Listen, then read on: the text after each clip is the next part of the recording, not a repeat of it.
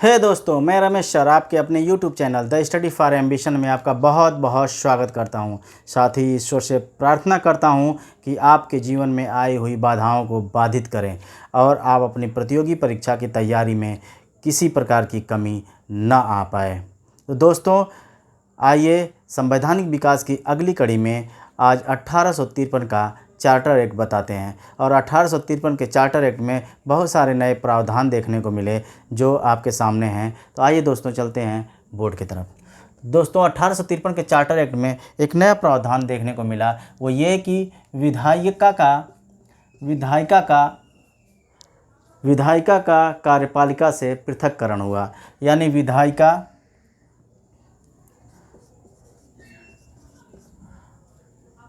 का कार्यपालिका से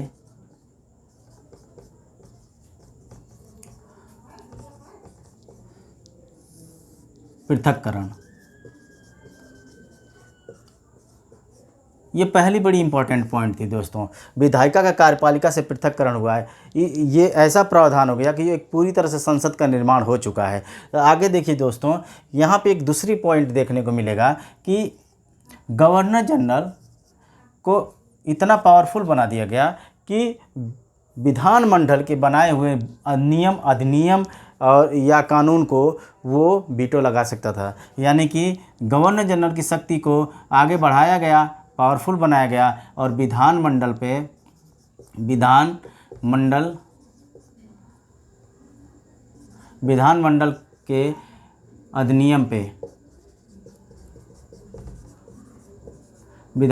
के अधिनियम पर ये वीटो लगा सकता था। ये बहुत इंपॉर्टेंट पॉइंट थी। यानी कि इसमें देखा जाए तो गवर्नर जनरल को इतनी शक्तिशाली बना दिया कि ये निगेटिव पावर हो गया था। ये एक तरह से निगेटिव पावर हो गया था दोस्तों, और ये कहीं ना कहीं निरंकुशता की ओर खींच के ले जा रहा था गवर्नर जनरल को। आगे देखेंगे दोस्तों, गवर्नर जनरल के इसी पावर को अगर देखा जाए तो गवर्नर जनरल अपनी पावर को और यहाँ पे इसका पावर को बढ़ाते हुए एक और कार्य देखने को मिला कि गवर्नर जनरल जब भी कोई कार्य करता था उस कार्य में निश्चित रूप से कहीं ना कहीं उसकी निरंकुशता देखने को मिलती थी। निरंकुशता, गवर्नर जनरल में एक निरंकुशता का भी आवागमन हो चुका था दोस्तों। इसमें अगली एक कड़ी है इसमें कि दोस्तों बहुत इम्पोर्टेंट कड़ी आई थी कि अब भारत में जब भी कोई नई भर्ती होगी उसमें प्रतियोगी परीक्षाओं के माध्यम से चयन होगा। यानी भारत में अब प्रतियोगी परीक्षा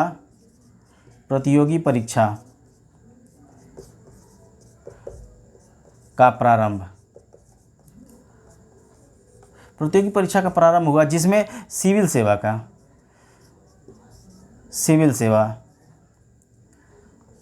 सर्विसेज,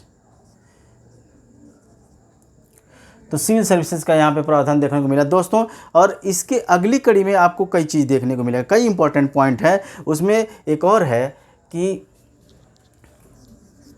बोर्ड ऑफ कंट्रोल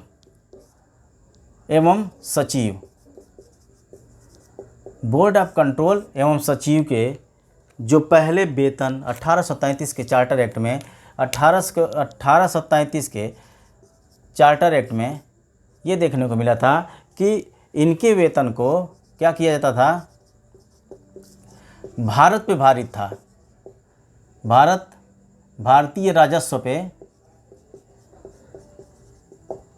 पर भारित था।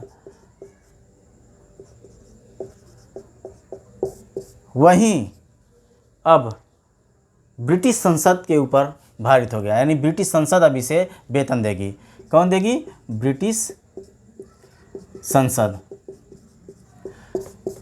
दोस्तों, यहाँ पे भी बहुत ज़बरदस्त परिवर्तन देखने को मिला था और इसमें और भी परिवर्तन हुआ था। जो विधि अधिकारी 1837 के ही चार्टर एक्ट में ये देखने को मिला था कि जो विधि अधिकारी अस्थायी होता था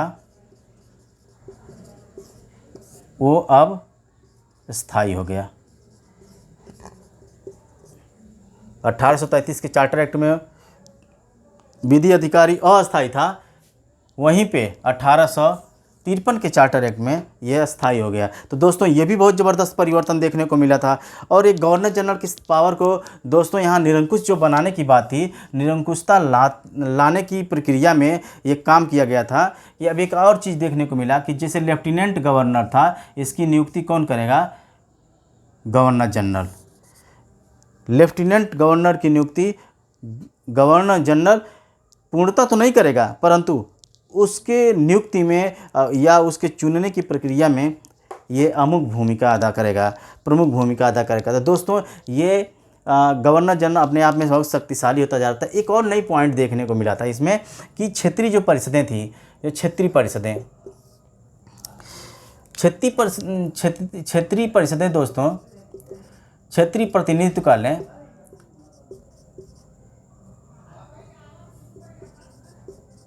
क्षेत्रीय प्रतिनिधित्व की प्रक्रिया ये हो गई कि यहाँ पे एक बार प्रयोग की स्थिति लाई गई कि क्षेत्रीय परिषदों का यहाँ पे प्रतिनिधित्व देखकर कि क्या क्षेत्रीय परिषदें सक्सेस रहेगी, तो ये एक तरह से एक प्रयोग लाया गया और ये भी एक नया काम किया गया।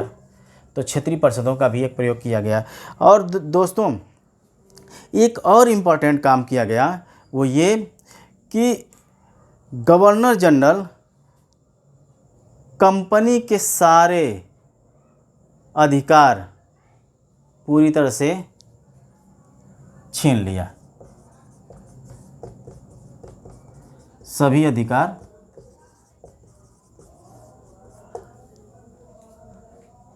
छीन तो नहीं लिया, लेकिन कंपनी के सारे अधिकार अपने अधीन करते हुए ये प्रावधान लाया कि कंपनी तभी कोई कानून और अधिनियम बना सकती है जब तक कि वो हमारी या ब्रिटिश पार्लियामेंट की अनुमति न ले ले। तो इस प्रकार देखा जाए दोस्तों, 1853 के चार्टर एक्ट में ब्रिटिश संसद पूरी तरह से प्रवेश कर चुकी थी और कंपनी का आधिपत्य धीरे धीरे समाप्त हो रहा था। और ये चीज़ आगे चल के देखने में 1858 के भारत शासन अधिनियम में जब देखेंगे तो वहाँ पे पूरी तरह से कंपनी पूरी तरह से समाप्त हो चुकी थी। कंपनी के कोई भी नियम अधिनियम कानून नहीं, वहाँ पे ब्रिटिश पार्लियामेंट आ चुकी थी।